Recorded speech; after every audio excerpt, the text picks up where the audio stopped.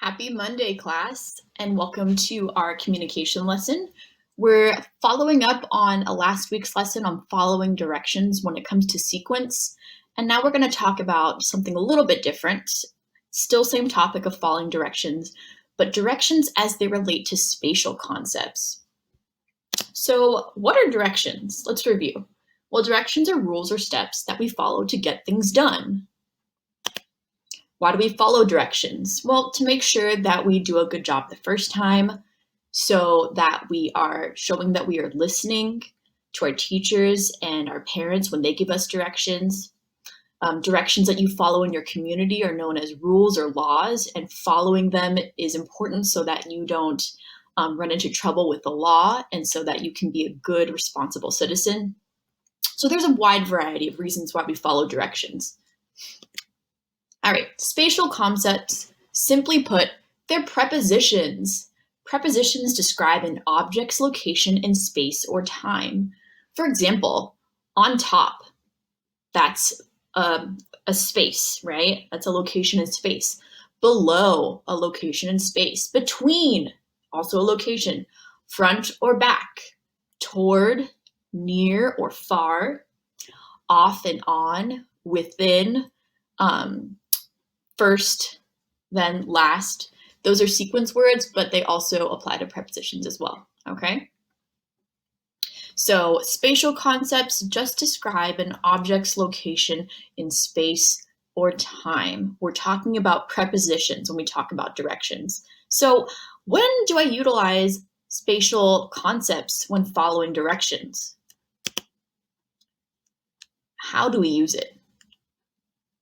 Well, you use it if you've ever built or assembled something, such as furniture or Legos. So these type of directions incorporate prepositions to tell us the placement of different parts. To the right of, on top of, in between, within, okay?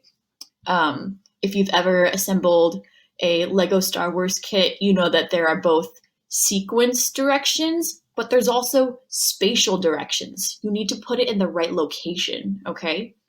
So we utilize prepositions to tell us the placement of different parts. When it comes to building furniture, like drawers or cubbies or bookshelves, as well as Legos, connects, building blocks, things like that. We also utilize spatial concepts or prepositions when we are reading and following map directions to a location. So these directions incorporate prepositions to describe the location of different places in relation to each other. So if you're using a map, if you're using Google Maps or MapQuest, either one, sometimes they will describe the location of where you are going in relation to other things nearby, okay? And it helps provide a context. So I could say that the school is to the left of the supermarket.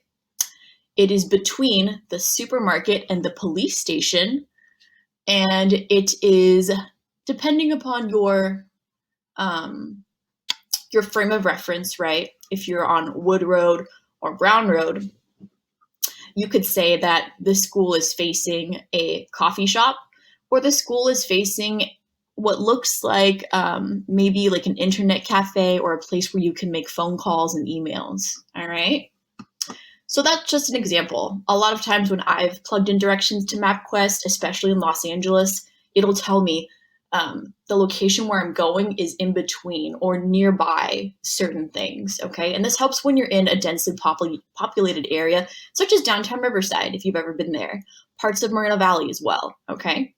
So map directions describe location of different places in relation to each other using prepositions or spatial concepts. The last one that we're going to talk about is probably the most important way that we're going to utilize spatial concepts in following directions, and that's when listening to and following directions given at work.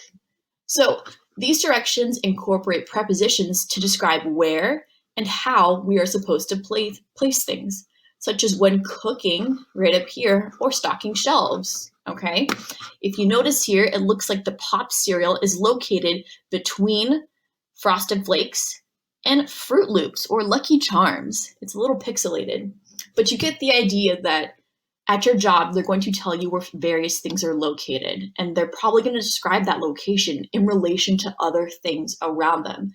Same with cooking, okay? When you are plating food, even when you are cooking food, you might have to layer in the ingredients, especially if you work in a restaurant, if you're making burgers, right? The patty goes on the bottom, the um, meat patty will go in between. You might add a lettuce piece on top of that or cheese, and then you'll put the bread patty on top. Okay, so being able to follow spatial directions or prepositions that are used in directions at work is super important.